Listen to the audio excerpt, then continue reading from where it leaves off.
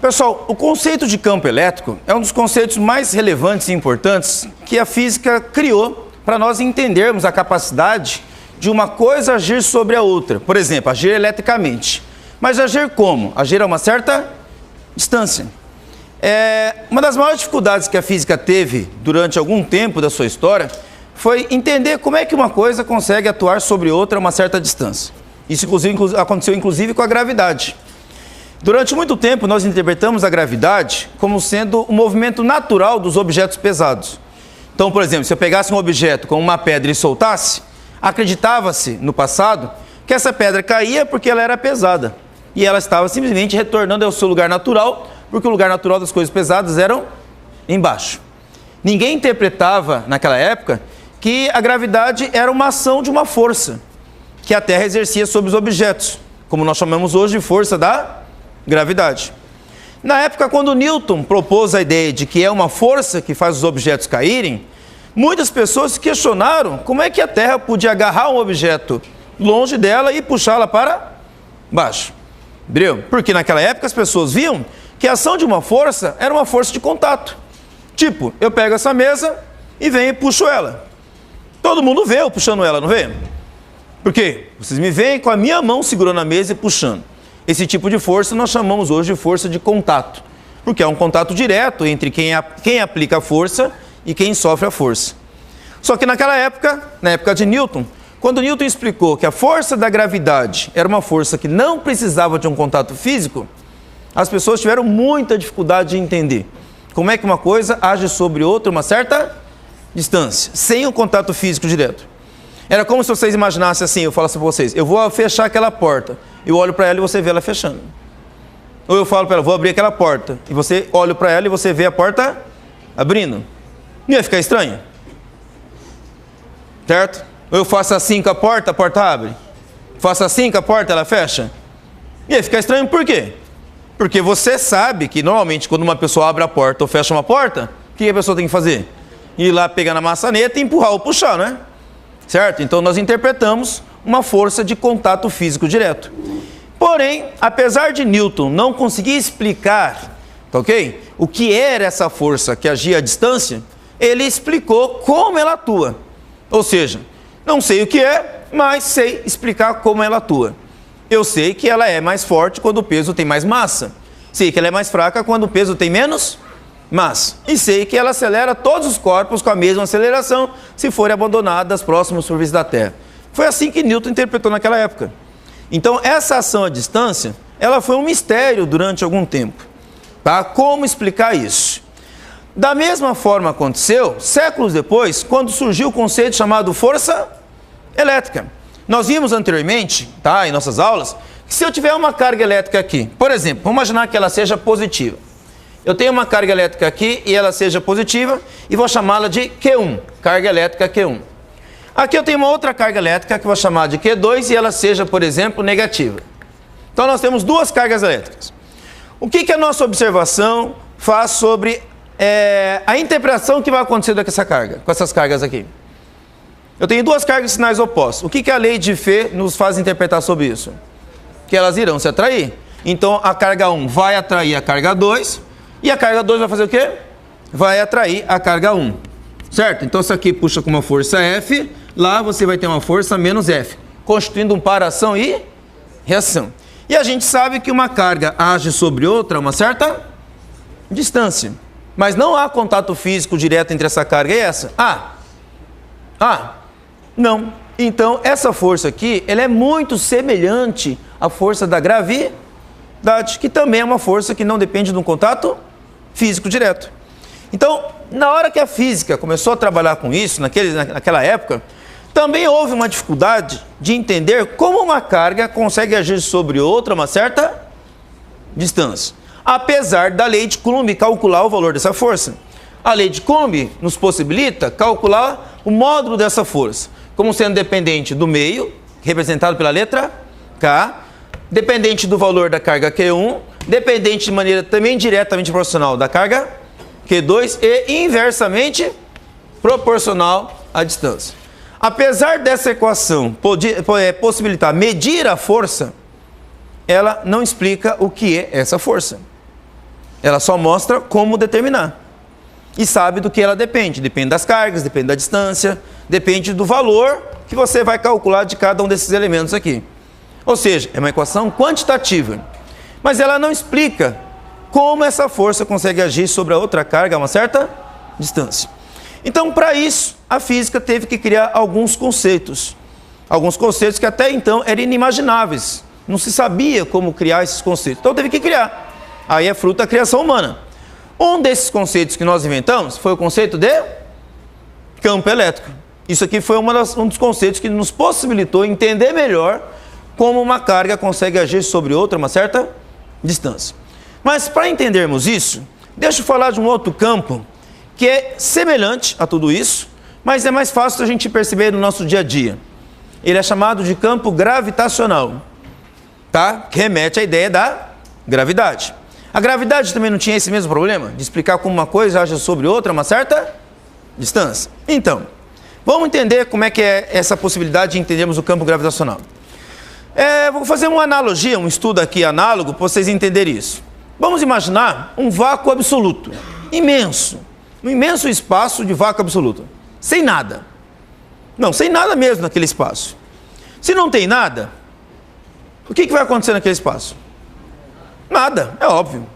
Se não tem nada naquele espaço, não vai acontecer nada. Que mudanças vai acontecer naquele espaço, se não tem nada ali? Nenhum. Então eu posso dizer que todas as propriedades daquele espaço vazio continuam sendo a mesma. Está claro a vocês sobre essa explicação? Agora vamos imaginar que eu coloque uma enorme massa nesse espaço. Tipo um planeta. Tá? Tipo o planeta Terra, com a sua enorme massa. Se eu colocar a Terra nesse espaço, e a Terra não alterar nada nesse espaço, é como se a Terra não existisse, né? Não é? Porque se eu colocar o planeta nesse espaço vazio e a Terra não alterar absolutamente nada nesse espaço vazio, ora, é como se ela não existisse. Mas a Terra existe ou não existe? Ela tem massa ou não tem? E é muita massa. Então ela vai ou não vai alterar as propriedades desse espaço? Vai. Apesar, ok, de você não entender como isso vai ser alterado, uma coisa eu posso garantir, vai ser alterado. Porque, como eu disse para vocês, se não for alterado nada nesse espaço, nenhuma propriedade for modificada, é como se a Terra nem existisse. Mas você colocou o planeta. Então, se você colocou, alguma coisa teve que mudar. Certo? Isso que foi mudado devido à presença da massa planetária, nós chamamos de campo gravitacional. Então, o que é o campo gravitacional? São as propriedades daquele espaço que havia e que sofreu uma mudança devido à presença da massa planetária. Alguma coisa mudou ali. Certo? E como é que eu percebo que alguma coisa mudou? Colocando uma outra massa naquele lugar. Tá? Se eu colocar uma outra massa naquele lugar, e essa outra massa perceber a existência daquela massa maior, então significa que percebeu a mudança no espaço. Tá? Quem não entendeu? Vamos pensar de novo naquele vácuo absoluto. Tá? Se eu imaginar um vácuo absoluto e não tem nada, e eu pego uma pequena massa e coloco naquele espaço, como a massa é pequena, então ela vai perturbar pouco aquele espaço. E como o restante não tem nada, o que acontece se eu pegar essa pequena massa e jogar ela lá? Dar a ela uma certa velocidade. Bom, ela vai estar em movimento. O que diz a lei da inércia de Newton? Todo o corpo está em movimento, tende a permanecer em movimento, retilíneo e uniforme. Então, como aquele espaço vazio não tem nada no meio do caminho, como é que aquela pequena massa vai andar? Em linha reta. Por quanto tempo? Enquanto houver esse espaço vazio, certo? Se esse espaço vazio fosse infinito, aquela pequena massa andaria uma trajetória reta infinita. Tudo bem até aí? Agora vamos pegar essa massa planetária e vamos colocar ali, naquele espaço. Coloquei ali. Ao colocar essa massa planetária ali, essa massa planetária vai alterar alguma coisa nesse espaço. Vai. Alterar como? Bom, vamos pensar um pouquinho? Eu vou longe dela agora. Aquela massa planetária que está naquele espaço e alterou alguma coisa. Não sei o que ainda, o que está alterando lá. Mas eu julgo que deve alterar alguma coisa ali, certo? E aí eu vou para longe dela. Bem para longe, bem para longe. Se eu estou aqui bem longe daquela massa, será que vai sofrer muita influência daquela massa, esse espaço aqui? Se eu estou longe dela? É claro, se ela fosse ainda maior do que eu imaginei, poderia influenciar, né? Mas se aquela massa ela é grande, mas eu estou muito longe dela, que influência aquela massa vai exercer nesse espaço distante aqui? Pouco. Então, se eu pegar aquela pequena massa e jogar essa aqui de novo, como é que ela andaria? Em linha reta. Mas e se eu pegar essa pequena massa agora aqui e jogar perto dessa grande massa? Será que alguma coisa vai alterar? Se essa partícula andar em linha reta, é como se essa massa não existisse. Mas ela existe. Então, o que essa massa vai fazer? Ela vai alterar a trajetória dessa pequena massa. O que Newton diria sobre isso? Uma massa atrai a outra, não atrai? Então vai surgir uma força entre elas. Essa pequena massa que andaria em linha reta vai sofrer um desvio na sua trajetória, certo? E vai se aproximar dessa grande massa. Por quê? Porque está sendo atraída. Então o campo gravitacional, certo? Ele perturba esse espaço. Perturbando de que jeito? Dando origem à possibilidade de produzir forças. Uma força da gravidade, por exemplo. Então, para que serve o campo gravitacional? Ele serve para atuar sobre outras massas e produzir nessas outras massas uma força. Que força é essa? Como é que eu chamo essa força? Força gravitacional. Certo? Mas como surgiu essa força gravitacional? Surgiu das propriedades do espaço ao redor dessa grande massa planetária que sofreu alteração devido à presença dessa massa. Tá? Deixa eu fazer uma analogia agora meio esdrúxula, mas eu acho que vai ficar fácil de vocês entenderem. Imagine que a garota está andando com o namorado, certo?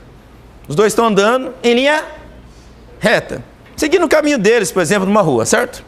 Ok? Andando em linha reta. E os dois estão lá de mãos dadas, seguindo a sua trajetória, certo?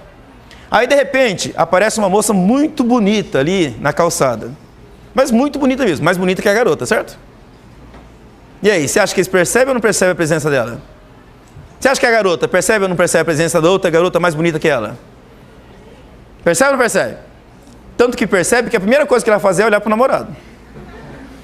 Não é? Porque ela vai olhar para o namorado e querer olhar para ele e ver se ele também percebeu, né? Certo? Se ele percebeu, o que ela vai fazer? Já vai dar um beliscão nele, né? Certo? Não é? Pior ainda. Pior se ele estiver andando, certo? E ele começar a puxar ela na direção da outra, certo? A outra fica mais brava ainda, né? Certo? Então, o que eu quero dizer com essa analogia? Aquela garota muito bonita, ela tem, vamos dizer assim, estou inventando isso, tá, gente? Só para você entender a analogia. Ela tem um campo estético, certo? Tá? Um campo de belezura, vamos dizer assim, certo? Ok? Certo? E quanto mais perto tiver dela, mais você sente essa presença, certo? Quanto mais longe dela, menos percebe. É que nem aquela propaganda de uma sandália, né, de dedo, que uma garota está andando na praia, certo? Falando com o namorado. Já viu esse programa na televisão? Ela está falando com o namorado, né? Falando mais ou menos onde é que o rapaz deve encontrar com ela na beira da praia. Ela está andando na praia. Aí ela está falando com o namorado, estou aqui na frente de tal lugar, tal. Aí ela olha para o chão e vê uma sandália igual a dela, certo? Ok? Ela fica assim curiosa, né? Porque está com a sandália nova, olha para o chão e vê uma sandália igual a ela. Tá dela. Aí ela olha, daqui a pouco, e vê a dona da sandália vindo, certo? E é uma dona muito bonita, né? Certo? A hora que ela percebe que a dona daquela sandália é muito bonita, o que ela faz? Ela fala para o namorado, não, eu já mudei de lugar, estou em outro lugar, certo?